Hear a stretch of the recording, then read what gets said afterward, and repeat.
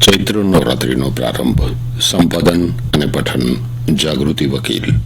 ચૈત્ર મહિનાની શુક્લ પક્ષની પ્રતિપદા તિથિ એટલે કે ચૈત્ર નવરાત્રિથી હિન્દુ નવું વર્ષ શરૂ થાય છે. ચૈત્ર નવરાત્રિને વસંત નવરાત્રિ અથવા ચૈતી નવરાત્રિ પણ કહેવામાં આવે છે. આને હિન્દુઓની પ્રથમ નવરાત્રિ માનવામાં આવે છે. ચૈત્ર નવરાત્રિના 9 દિવસોમાં મા દુર્ગાના 9 સ્વરૂપોની પૂજા કરવામાં આવે છે. ચૈત્ર નવરાત્રિ નિમિત્તે દેશદેવી મા આશાપુરાના સ્થળ કચ્છના માતાના મઢ ખાતે પરંપરાગત રીતે ગઈકાલે રાતે અમાસના દિવસે ઘટ સ્થાપન થયું. ચૈત્ર સુદ સાતમના 15 તારીખે રાતે હવનની ધાર્મિક વિધિ સાથે નવરાત્રીનું સમાપન થશે. તો ભુજના આશાપુરા મંદિર સહિત મોટા શહેરોના બધા મંદિરમાં માતાજીની પૂજા અર્ચના સાથે નવરાત્રીની વિશેષ ઉજવણી આજથી શરૂ થશે. હિન્દુ ધર્મમાં નવરાત્રીનું વિશેષ મહત્વ છે. નવરાત્રીના 9 દિવસોમાં દેવી દુર્ગાના અલગ અલગ સ્વરૂપોની પૂજા કરવામાં આવે છે. માતા દુર્ગાને સુખ, સમૃદ્ધિ અને ધનની દેવી કહેવામાં આવે છે. નવરાત્રી દરમિયાન માતા દુર્ગાની વિધિ વિધાનથી પૂજા કરવામાં આવે છે. નવરાત્રીમાં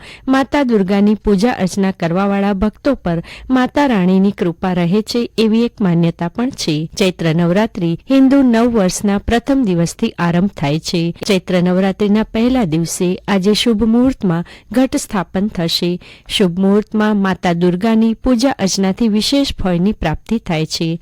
નવરાત્રી હિન્દુઓનો ધાર્મિક તહેવાર છે. સંસ્કૃત ભાષામાં નવરાત્રી શબ્દનો અર્થ નવરાત્રીઓનો સમૂહ થાય છે. આ નવરાત્રીઓ અને 10 દિવસો દરમિયાન મા શક્તિના વિવિધ 9 સ્વરૂપોની પૂજા અને આરાધના કરવામાં આવે છે. સમગ્ર વર્ષ દરમિયાન 2 મહત્વની ઋતુઓ એટલે કે ઉનાળા અને શિયાળાની શરૂઆતના સમયને આબોહવા તેમજ ચંદ્રના પ્રભાવની દ્રષ્ટિએ સૌથી મહત્વનો સમયગાળો ગણવામાં આવે છે. મા શક્તિની આરાધના માટે આ 2 સમયગાળાઓ ખૂબ જ પવિત્ર ગણવામાં આવે છે. તહેવારની તારીખ ચાંદ્ર વર્ષ પ્રમાણે ગણવામાં આવે છે. સામાન્ય પરંપરા મુજબ વર્ષમાં 5 વાર નવરાત્રી ઉજવાય છે. તેમાંથી વર્તમાન સમયમાં 3 નવરાત્રીઓનું મહત્વ વધુ છે. શરદ નવરાત્રી શરદ ઋતુની શરૂઆતમાં એટલે કે શિયાળાની શરૂઆતમાં સપ્ટેમ્બર-ઓક્ટોબર માસમાં ઉજવાય છે, જે મહાનવરાત્રી તરીકે પણ જાણીતી છે.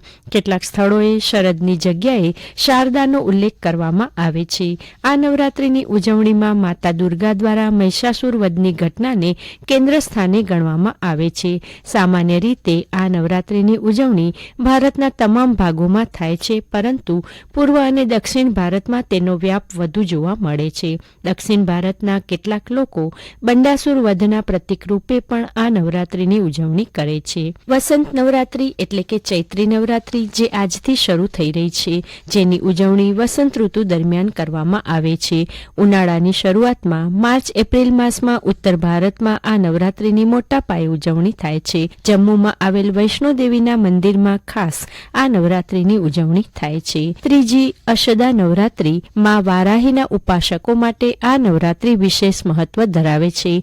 તેની ઉજવણી જુલાઈ-ઓગસ્ટ માસ દરમિયાન થાય છે. હિમાચલ પ્રદેશમાં તે ગુહ્ય નવરાત્રી તરીકે જાણીતી છે. મા વારાહીએ દેવી મહાત્મ્યના 7 માતૃકોમાંની એક છે. ઓક્ટોબર માસમાં ઉજવાતી નવરાત્રીની જેમ જ આ નવરાત્રી પણ ઋતુ પરિવર્તનના પ્રતીક તરીકે ઉજવવામાં આવે છે. વસંત નવરાત્રી ઉનાળાની શરૂઆતમાં ઉજવાય છે, જ્યારે ઓક્ટોબરમાં ઉજવાતી નવરાત્રી શિયાળાની શરૂઆતનું પ્રતીક છે. તો વસંત નવરાત્રી રામ નવરાત્રી તરીકે પણ જાણીતી છે, કારણ કે રામનવમી ચૈત્ર માસના 9મા દિવસે આવે છે. વસંત નવરાત્રી અથવા સ્પ્રિંગ નવરાત્રી મા ગૌરી અથવા મા પાર્વતીને સમર્પિત છે. આ દિવસોમાં કોઈ પણ શુભ મુહૂર્ત જોયા વિના અનેક શુભ કાર્યો કરવામાં આવે છે. સૌ માઈ ભક્તોને અને સમગ્ર વિશ્વને જગતજનનીના આશીષ મળે, સર્વજીવોનું કલ્યાણ થાય તેવી નવરાત્રીની શુભેચ્છાઓ સહ સૌ શ્રોતાઓને જય માતાજી. હમણાં જ આપ સાંભળી રહ્યા હતા પ્રાસંગિક ચૈત્ર નવરાત્રીનો પ્રારંભ. સંપાદન અને પઠન જાગૃતિ વકીલ.